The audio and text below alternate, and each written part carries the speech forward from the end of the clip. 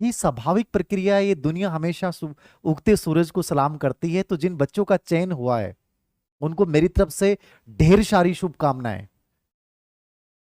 वो बधाई के पात्र हैं और उनको उज्जवल भविष्य की कामना कि वो लाइफ में बहुत उन्नति पे जाएं, यहां तक रुकना नहीं है।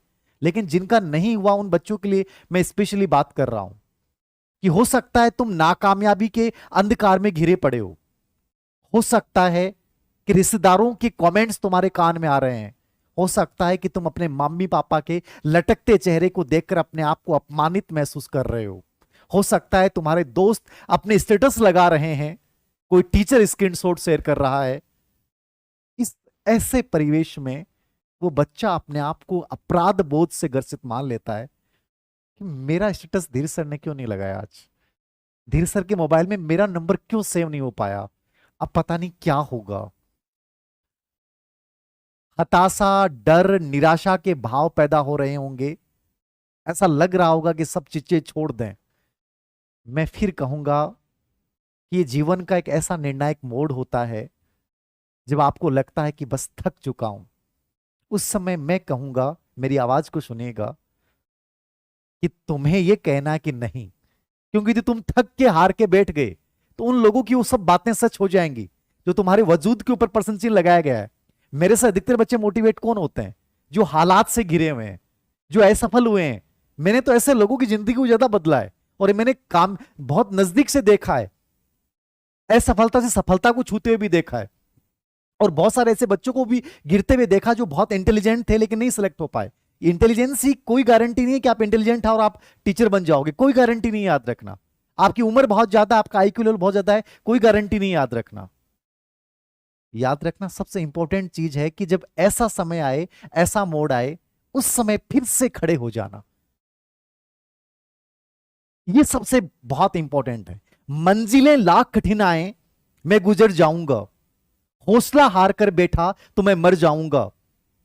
लाख अंधेरा रोके मुझे, मेरी मंजिल पर जाने से पहले मैं उसको चीर कर लोगों के दिलों में उतर जाऊंगा। ये जज्बा मैं चाहता हूं कि मेरे स्टूडेंट्स में होना चाहिए। मुझे स्क्रीनशॉट शेयर करने की आवश्यकता नहीं है यूट्यूब पे कहीं भी, क्योंकि बहुत सारे बच्चे हैं, हजारों बच्चे हैं। मैं यही कहूंगा कि जो बच्चा सेलेक्ट हुआ है वो आज एक उस बच्चे से बात करेगा जो उसका रूममेट था, जो नहीं आ पाया प्रोविजनल में, वो उससे बात करेगा। ये बहुत कठिन दौर होता है, मैंने खुद देखा है, याद रखना। इस समय एक इंसान आपकी जिंदगी में ऐसा होना चाहिए जो आपको ये कहे कि हाँ, कोई बात नहीं है, असफल हुए तो क्या, फिर से एक नया इतिहास रचेंगे। ग्रेड थर्ड में असफल होने वाला बच्चा आईएएस बन जाता है, समझ रहे हैं मेरी बात? आरएस बन जाता है। और ये कोई बड़ी बात नहीं है।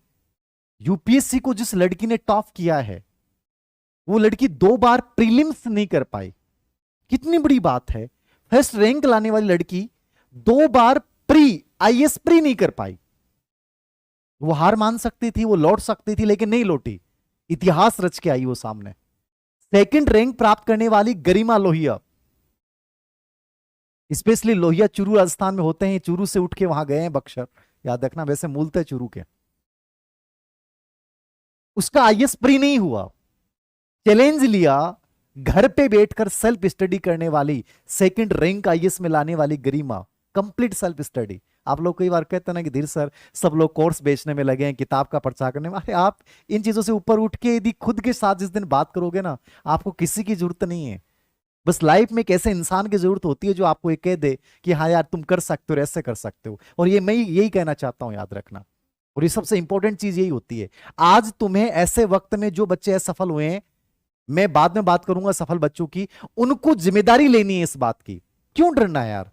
लोग स्टेटस शेयर करेंगे, लोग सफलता का उनका मनाएंगे, और उनको मनाने का हक है, मनाया जाना भी चाहिए, मनाया जाना भी चाहिए। वो आपसे आगे निकले, लेकिन तुम उनसे भी आगे निकल सकते हो। और इस समय हार के बैठ गए तो हो सकता है कुछ नहीं होने वाला। और मैं तो हमेशा बोलता हूं आप लोगों को, पहले वीडियो मैंने देखे हैं, कि उन लोगों को तुम चल के बधाई दो, अच्छे पॉजिटिव वाइब्स आएंगी। और जो लोग सिलेक्ट हुए हैं, मैं उन बच्चों को कह रहा हूं कि तुम्हें एक बच्चे को फोन करके जरूर कहना है जो तुम्हारा साथ का सिलेक्ट नहीं हुआ। कोई फर्क नहीं पड़ेगा, याद रखना। ये जीवन है ना, ये बहुत अलग है, घूम के वहीं आ जाते हो, याद रखना। तुम सिलेक्ट हो गए, तुम बहुत इंटेलिजेंट नहीं हो। जो सिलेक्ट नहीं हुआ वो कमजोर नहीं है।